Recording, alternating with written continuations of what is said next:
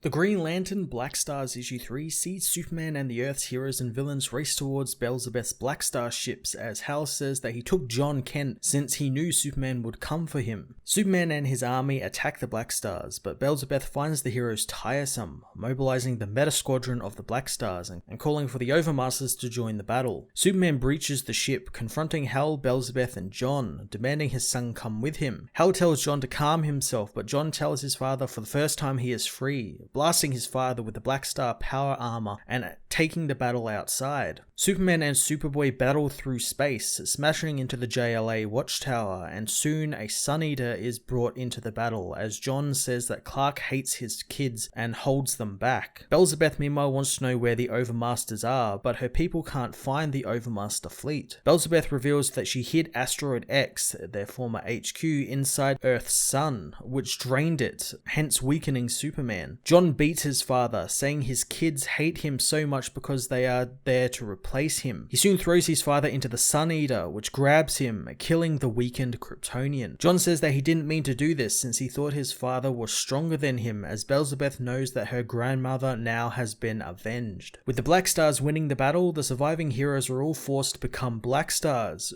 who become Earth's new protectors. The Earth didn't fully accept them, however, as heroes and villains like Lex Luthor and Batman join forces as a resistance, striking from their cold caverns and the shadows. Hal meanwhile meets with Beelzebeth, knowing that she is angry, but he reminds her that they are both Mu and this is Mu's will in action. Hal says that he just recruited 8 billion new Blackstars, most of them superhuman, and set them to work fixing the world, making them all part of Mu now and making this a victory. Beelzebeth however says nothing, walking away, but as she does, Hal's Green Lantern ring that she wears speaks telepathically to him, saying Beelzebeth might not be listening, but the ring is, and it's time for him to remember. Mongol meanwhile is being tortured by the demons of Yzmolt for killing the Blackstar Magmax and hundreds on Vardu. Mongol says that the Scion was what made him kill the Vulcanoid, but Beelzebeth doesn't care, since he won't be doing it again. She leaves the machines of the Yzmolt to kill Mongol, as one of the Blackstars wonder if Parallax will be punished for his insolence as well. Beelzebeth meets with the archdemons of Yzmolt, who want to be let loose.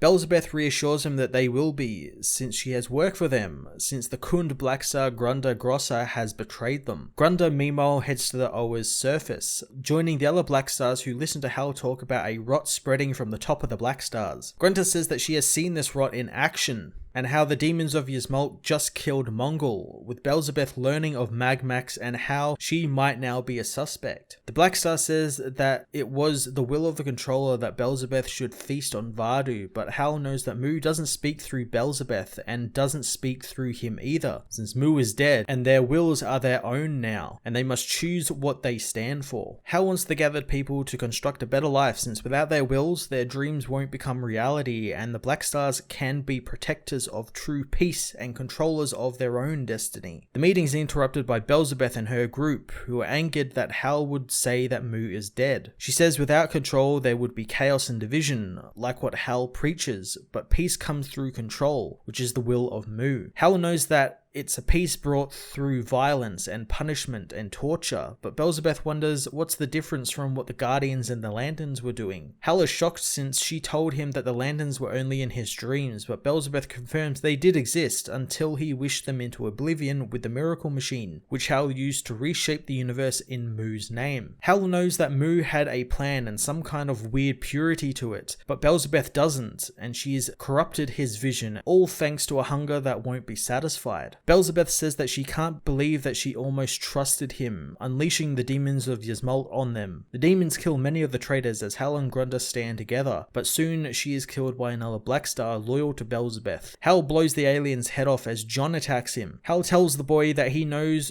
who the bad guys are here and it's time for Superboy to do the right thing. A tearful John lets him go, so he teleports to the Overmaster 1, the Blackstar flagship, where he makes it to the Miracle Machine. Beelzebeth confronts him, saying that he's not going to do what he thinks he's going to do since he doesn't have the power, since all 5 of the components are not there and she still has the final piece. He says that he doesn't need his armor or star bands, taking them off and renouncing the Blackstars and the name Parallax, calling himself Hal Jordan of the Green Lantern Corps, and Belzebeth should be scared of him. She knows there is no such thing as the Green Lanterns, so Hal wants to know why she's wearing a Green Lantern ring. Belzebeth says that it's a memento from a dead universe, as she attacks Hal, who says that he wished for a universe where Moo's wish could be granted, and the Miracle Machine found one. Belzebeth knows that he should be dying right now from her energy blasts, but something is protecting him. Hal says that the machine found Universe 15, a dead reality that didn't have Green Lanterns, and overwrote it, making it something new. He calls out to someone that now would be a good time, and the lantern ring on Belzebeth's finger reboots, saying it used Belzebeth's own blood to give itself a jumpstart. A Venus flytrap construct wraps the vampire up as she says that they could have shared a universe together and could have conquered worlds, but Hal knows that they can't deny her nature, and he can't help his, which is he's always been a problem with authority. Hal grabs her hand, kissing it and saying that it is his duty to rebel, and the Guardians rely on him to do that and to question their methods. Taking his ring, he says that it's all started with a noble plan by Moo, and he almost bought into it, but it's all gone to hell thanks to Belzebeth's greed,